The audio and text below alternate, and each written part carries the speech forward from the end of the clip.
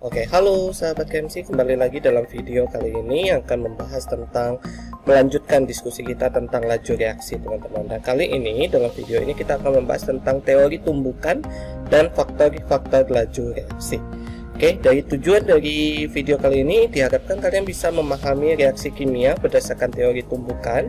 Kemudian kalian juga diharapkan dapat mengetahui faktor-faktor yang mempengaruhi laju reaksi. Oke, nah kita mulai dengan yang pertama, yaitu tentang teori tumbukan, teman-teman.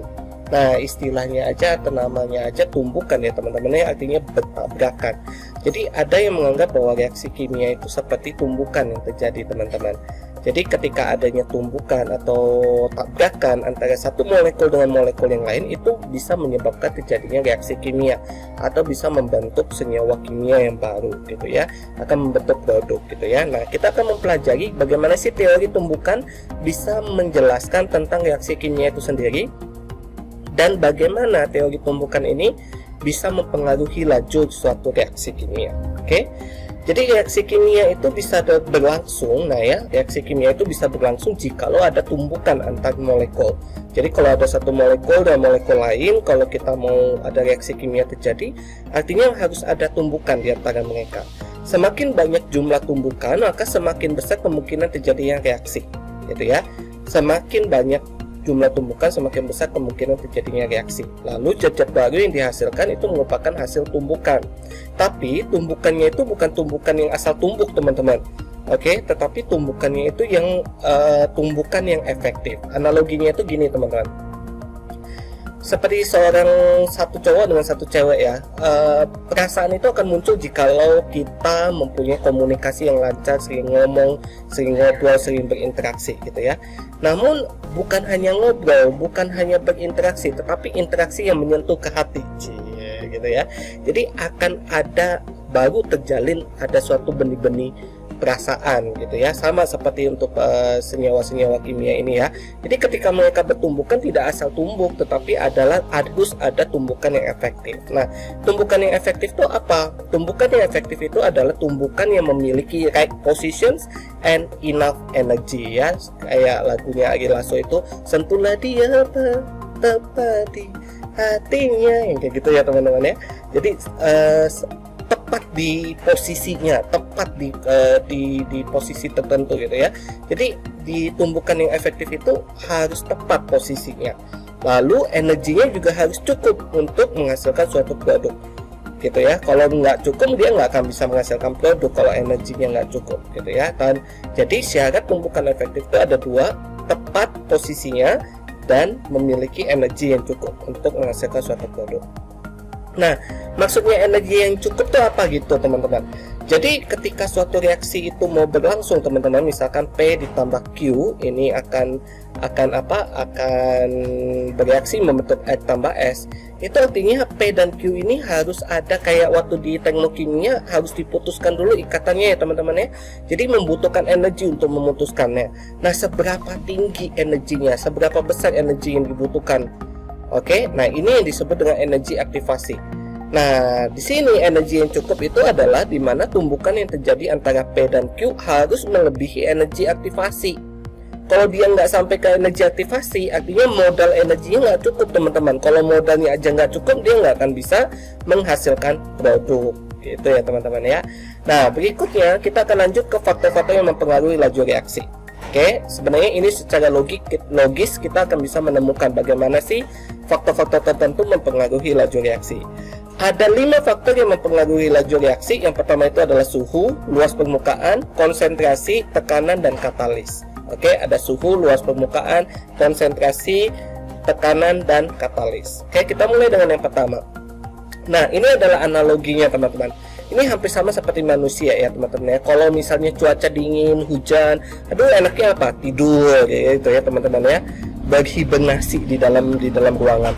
Tetapi kalau suhunya panas rasanya apa? Pingin marah gitu ya. Berkipas mencari yang dingin-dingin gitu ya. Sama seperti partikel-partikel ya teman-teman ya. Jadi ketika suhu sangat tinggi, ketika suhu tinggi, maka partikel itu akan bergerak lebih aktif. Oke, partikel bergerak lebih aktif, akibatnya apa? Tumbukan yang terjadi akan semakin banyak. Ketika tumbukan semakin banyak, maka laju reaksi atau reaksi yang terjadi akan semakin cepat. Gitu ya. Jadi di sini tumbukan yang si laju reaksi bertambah nih teman-teman ketika suhu tinggi. Jadi dia lebih cepat selesai dibandingkan suhu rendah, gitu ya.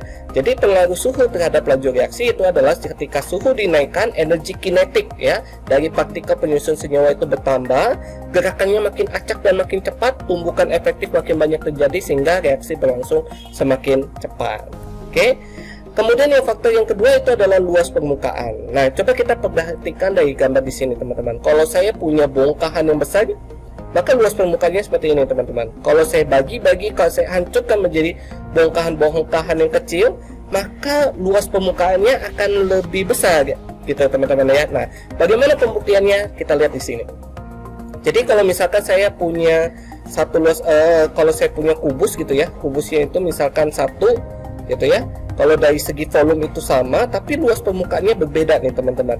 Nah, kalau luas permukaannya, kalau 1 kubus dengan panjang nusuk 1 cm itu dapatnya 6 cm persegi doang. Tapi kalau saya buat jumlah kubusnya jadi 8, kita punya 12 cm persegi luas permukaannya. Bertambah ya teman-teman ya.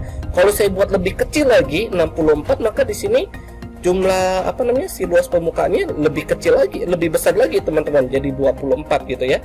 Nah, semakin kecil ukuran suatu partikel, maka semakin besar nanti luas permukaannya. Jadi ketika kita buat reaksinya pakai bongkahan besar dengan bongkahan kecil itu akan memiliki luas permukaan yang lebih besar. Nah, sekarang bagaimana pengaruhnya? Semakin halus bongkahannya atau bentuk suatu partikel, maka kecepatan reaksi akan berlangsung lebih cepat teman-teman dibandingkan menggunakan kepingan yang kasar gitu ya. Jadi yang halus, yang mempunyai luas permukaan yang lebih besar, lebih banyak, lebih besar, maka itu akan menghasilkan laju reaksi yang akan lebih cepat dibandingkan dengan suatu reaksi pada bentuk dengan luas permukaan yang lebih kecil. Oke. Jadi di sini kesimpulannya, kalau luas permukaannya, pengaruh luas permukaan pada laju reaksi. Semakin luas permukaan zat semakin luas permukaan zat gitu ya, maka singgungan antara reaksi atau akan semakin besar. Jadi semakin reaksi, tumbukannya akan semakin besar, tumbukan efektif akan semakin banyak, dan laju reaksi semakin meningkat.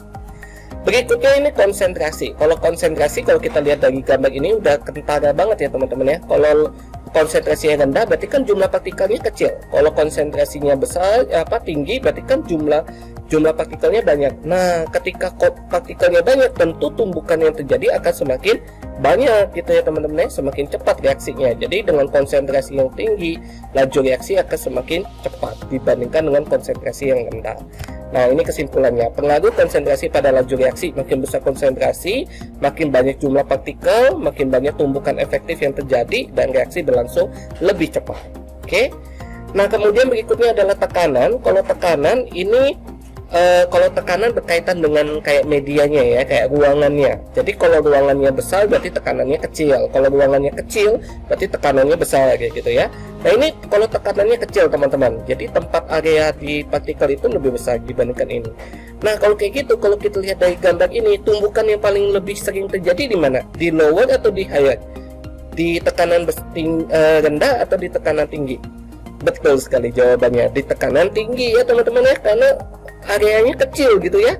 Nah, jadi ketika areanya kecil, maka tumbukan yang terjadi akan semakin banyak, semakin intens. Oleh karena itu pengaruh konsentrasi ya ini, sorry ya.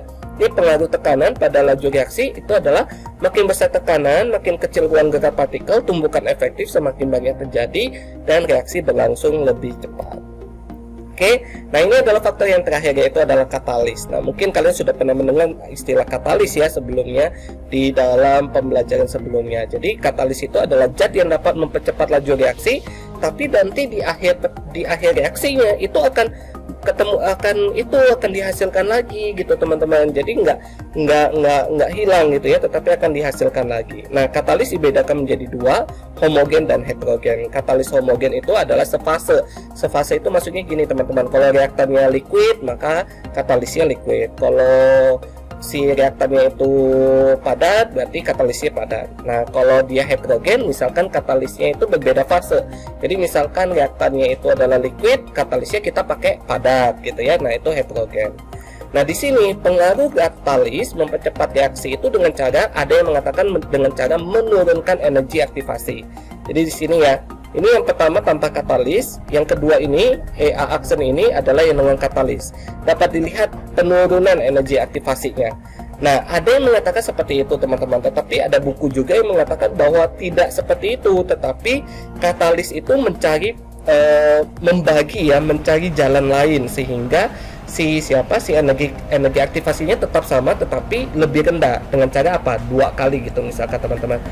Maaf.